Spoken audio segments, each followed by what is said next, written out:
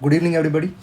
देखिए, last video में हम लोग ने ये देखा था कि एफआईआर आपकी कैसे रजिस्टर होगी और एफआईआर रजिस्ट्रेशन में क्या चीज़ें पुलिस को मैंडेटरी है फॉलो करना। आज की वीडियो में हम लोग देखेंगे सेक्शन 175 बीएनएसएस का, और इसमें ये समझेंगे कि एफआईआर रजिस्ट्रेशन के बाद का प्रोसेस क्या होता है। ठीक है, अब देखिए, पहली चीज़, एफआईआर रजिस्टर हो गई है। अब जो एसएचओ होगा, मतलब station house officer, station house officer जो होगा, he will investigate the matter. ठीक है, हिंदी में शायद इनको दरोगा कहते हैं, but I am not very sure, लेकिन अंग्रेजी में इसको स्टेशन हाउस ऑफिसर कहते हैं। ठीक है, और ये क्योंकि हम लोग ने ये देखा था कि एफआईआर आपकी कॉग्निजेबल ऑफेंस के लिए हुई है, तो ये बिना किसी मजिस्ट्रेट के ऑर्डर के अपना इन्वेस्टिगेशन चालू कर सकते हैं। देखिए, इसमें एक कंडीशन है, कौन सा पुलिस ऑफिसर इसको इन्वेस्टिगेट करेगा। देखिए, मान लीजिए ये आपका शहर है, ये इतने इतने पार्टों में बटा हुआ है। ठीक है, इतने इतने पार्टों में बटा हुआ है। इसका पुलिस स्टेशन कुछ और होगा, इसका पुलिस स्टेशन कुछ और होगा, इसका कुछ और होगा, सबका कुछ और होगा। ठीक है, अगर मान लीजिए इस एरिया में क्राइम हुआ, तो यहाँ का जो पुलिस स्टेशन है, यहाँ का जो एसएचओ है, वही इस एरिया के क्राइम को इन्वेस्टिगेट करेगा। यही एसएचओ जो होगा, इस एरिया के जो ऑफेंस है उसको इन्वेस्टिगेट करेगा। ठीक है, अब देखिए, मान लो इस पुलिस स्टेशन का आदमी यहाँ का एरिया इन्वेस्टिगेट कर देता है, तो देखिए ये चीज़ कोई गलत नहीं है, दिस इज़ नॉट रॉन्ग। इसकी वजह से आपका पूरा मुकदमा कोलैप्स हो जाए कि भाई देखिए, दूसरे पुलिस ने आके मेरा मैटर इन्वेस्टिगेट कर दिया था, इस वजह से जो मेरे खिलाफ जो एफआईआर हुई वो रद्द हो जाए, ऐसा बिल्कुल नहीं होगा। ठीक है, अभी हम लोग आगे पढ़ेंगे, किस सेक्शन में आएगा वो मैं आपको बताऊँगा, अभी के लिए आप इतना समझ लो। ठीक है, अब ये जो एरिया, ये जो जगह है, यहाँ का जो आदमी है वो एसएचओ जो है वो एरिया ऑफेंस को इन्वेस्टिगेट करेगा। ठीक है, और आपको ये भी समझना चाहिए कि यहाँ का पुलिस स्टेशन है। अब यहाँ के जो केसेस हैं उसके लिए एक अलग कोर्ट होगा, इसके लिए अलग कोर्ट होगा, इसके लिए एक अलग कोर्ट डेजिग्नेटेड होगा। हर एरिया का पुलिस ऑफिसर, हर एरिया का पुलिस स्टेशन है और हर एरिया का कोर्ट डेजिग्नेटेड है। ठीक है, अब आपको ये समझना है कि मान लो ये एरिया है, यहाँ का ऑफेंस हुआ, तो यहाँ का जो पुलिस स्टेशन होगा, वहाँ का जो एसएचओ होगा इन्वेस्टिगेट करेगा, और इसका जो डेजिग्नेटेड कोर्ट है वहाँ पे इसका केस चलेगा।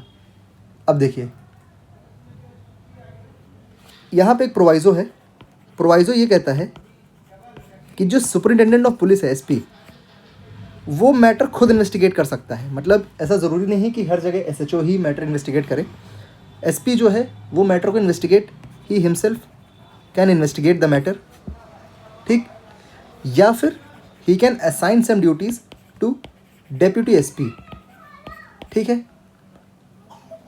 अब देखो, जो मैं आपको बता रहा था ना, जो क्लॉज 2 175 के क्लॉज 2 में मेंशन है कि mayor irregularity doesn't invalidate the offence, doesn't invalidate the trial. Offence नहीं, ये वही चीज़ है जो मैं आपको ये बता रहा था कि अगर दूसरा पुलिस ऑफिसर जो आके दूसरे थाने का पुलिस ऑफिसर इन्वेस्टिगेट कर देता है, तो आपका ट्रायल पूरा गलत नहीं माना जाएगा। ठीक है, अब देखिए, एक बहुत ही बड़ा एक मेजर चीज़ है सेक्शन 175 क्लॉज 3। उस पर जाने के पहले अगर आपको भारतीय नागरिक सुरक्षा संहिता और डिटेल में पढ़ना है, जिसमें हम लोग केस लॉस पढ़ते हैं और डिटेल में जो लीगल कॉम्प्लेक्सिटीज़ आती है वो समझेंगे। ठीक है, मेरा प्रयास रहेगा कि आप एकदम बीएनएसएस में पूरी तरीके से एक्सपर्ट हो जाओ। ठीक है, तो मात्र 5,000 रुपये में लाइव क्लासेस हैं, उसको ज्वाइन करिए आप। For more details you can get in touch with me at yourlegalbuddy09@gmail.com। वापस आ जाते हैं, हम लोग अभी बात कर रहे हैं सेक्शन 175 क्लॉज 3 में क्या बात करता है। अब देखिए, जो जुडिशियल मजिस्ट्रेट है उसके पास एक पावर है कि वो इन्वेस्टिगेशन का ऑर्डर कर सकता है। इन्वेस्टिगेशन का ऑर्डर कर सकता है वो। इन्वेस्टिगेशन का ऑर्डर किसको कर सकता है और कब कर सकता है, पहले ही समझेंगे कब कर सकता है। आपको सेक्शन 173 क्लॉज 4 में एक एप्लीकेशन लिखनी है, एक कंप्लेंट लिखनी है मजिस्ट्रेट को, और आपको ये कहना है कि मेरी एफआईआर जो है वो रिफ्यूज़ करी जा रही है। मैंने एसपी को भी लेटर लिखा, एप्लीकेशन लिखी, लेकिन उसको भी लोगों ने ध्यान नहीं दिया, एसपी साहब ने ध्यान नहीं दिया, तो इसलिए मैं आपके पास आया हूँ। प्लीज़ आप इसमें इन्वेस्टिगेशन का ऑर्डर दें। This is a complaint made to magistrate. ठीक है, हम लोग ने ये पिछली वीडियो में देखा भी था। ठीक, यहाँ पे पुलिस इन्वेस्टिगेशन का ऑर्डर कर सकती है, बट यहाँ पे वो पुलिस का जो सबमिशन है, पुलिस से रिपोर्ट मंगाएगी और पूछेगी कि भाई तुमने क्यों ऑर्डर नहीं करा। ठीक है, क्या तुमने क्यों ऑर्डर नहीं बता, पुलिस से रिपोर्ट मंगाएगी और पूछेगी कि आप ये एफआईआर आपने लिखी है कि नहीं लिखी है। उसके बाद कहने का मतलब है कि पुलिस का सबमिशन, पुलिस का पार्ट बिना सुने कोई ऑर्डर नहीं करेगी, पुलिस का पार्ट सुनेगी, पुलिस से एक रिपोर्ट मंगाएगी कि आपने क्यों नहीं ऑर्डर करा, क्यों नहीं एफआईआर करी, और कंटेंट्स पूरा पूछेगी, सर्कमस्टेंसेस क्या रहे। अब देखिए यहाँ पे एक पब्लिक सर्वेंट का केस आता है जो सेक्शन 175 के क्लॉज 4 में बहुत बढ़िया बात कहता है कि जो पब्लिक सर्वेंट हैं उनको एक प्रोटेक्शन मिल रखा है। प्रोटेक्शन नहीं है, थोड़ा सा एक प्रोटेक्शन ही है, थोड़ा सा एक सिक्योरिटी मिल रखी है। मान लो आप पब्लिक सर्वेंट की कोई शिकायत करने जाते हो, ठीक है, मजिस्ट्रेट साहब के, आप एफआईआर करने गए, एफआईआर नहीं हुई, एसपी ने भी ध्यान नहीं दिया, दोनों में से कुछ नहीं, आप एफआईआर अब कंप्लेंट लेके मजिस्ट्रेट साहब के पास गए हो। मजिस्ट्रेट साहब के आप जो भी एलिगेशन है आपने बताए, ठीक, अब मजिस्ट्रेट साहब सीधे इस पब्लिक सर्वेंट के अगेंस्ट कोई इन्वेस्टिगेशन का ऑर्डर नहीं करेंगे जैसे आम जनता के लिए कर देते हैं। ठीक है, इन्वेस्टिगेशन का ऑर्डर यहाँ नहीं होगा। यहाँ पे पहले ये जो भी ये पब्लिक सर्वेंट है उसका जो भी सीनियर ऑफिसर है उससे कहेगा, उससे पूछेगा कि उससे एक रिपोर्ट मंगाएगा कि आप बताइए कि क्या आपके पक्ष क्या है। ठीक है, magistrate must get report of facts and circumstances from superior officer of that public servant. ठीक, मजिस्ट्रेट साहब ये कंसिडर करेंगे कि भाई पब्लिक सर्वेंट का एक्सप्लेनेशन क्या है, जस्टिफिकेशन क्या है, क्यों उसके खिलाफ ये शिकायत आई।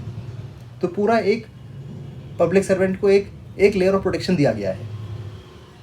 ठीक, तो ये 175 clause 4, this is a very important section. Report of facts and circumstances, ये वर्ड्स हैं, आपको ध्यान रखना है इन सब चीज़ों को। ठीक है, आई होप आज की वीडियो यहीं तक है। आज हमने देखा कि पुलिस इन्वेस्टिगेशन, कौन इन्वेस्टिगेशन कर सकता है, पुलिस की पावर इन्वेस्टिगेशन करने की, वो सेक्शन 175 में मेंशन है। आई होप आपको कुछ चीज़ें समझ में आई हैं। Thank you for watching and have a great day.